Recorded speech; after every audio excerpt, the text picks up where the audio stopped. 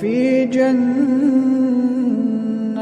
عالية لا تسمع فيها لاغية فيها عين جارية فيها سرر مرفوعة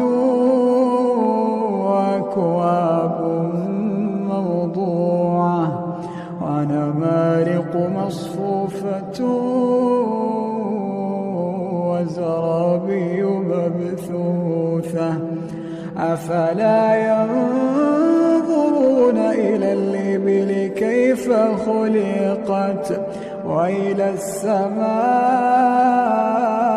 السماء كيف رفعت